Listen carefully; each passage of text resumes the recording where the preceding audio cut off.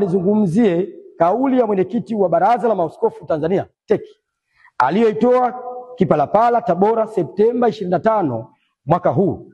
Naamini wengi wenu mmemtazama na kusikia kauli hiyo katika kipande cha video klipu akizungumzia masuala ya uchaguzi na Tume Huru ya Uchaguzi.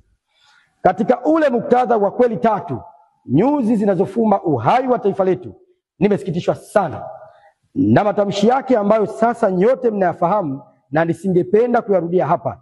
Yamenisikitisha sana na kwa sababu zifuatazo.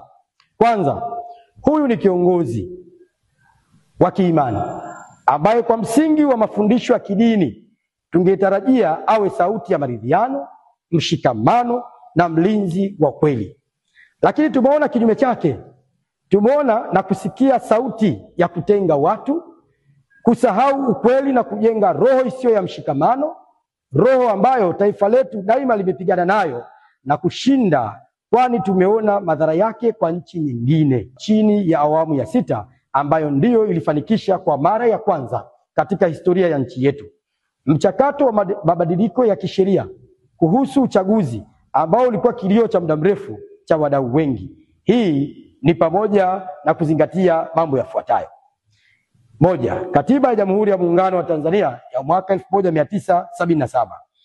Katiba ya Jamhuri ya Muungano wa Tanzania ya mwaka 1977 ni sheria mama inayotoa dira, huku ikieleza kuwa wananchi ndio msingi wa mamlaka yote na serikali hupata madaraka yake kutoka kwa wananchi, ibara ya 8 ikithibitisha kuwa taifa linafuata misingi ya kidemokrasia. Ili kuhakikisha haki hizi zinafuatwa, ibara ya 74 inaunda tume ya uchaguzi na kuainisha taratibu zake, ikihakikisha kuwa uchaguzi unafanywa kwa uwazi, huru na wa haki.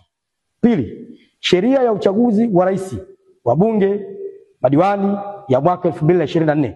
Sheria ya uchaguzi wa rais, wabunge, madiwani 2024 imetoa haki ya vyama kuwa na mawakala katika kila kituo cha uandikishaji.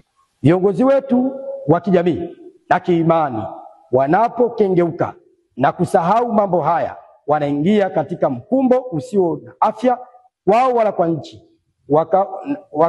kwa kauli zenye kuleta utengano na zinazoweza kuhatarisha uhai wa nchi yetu.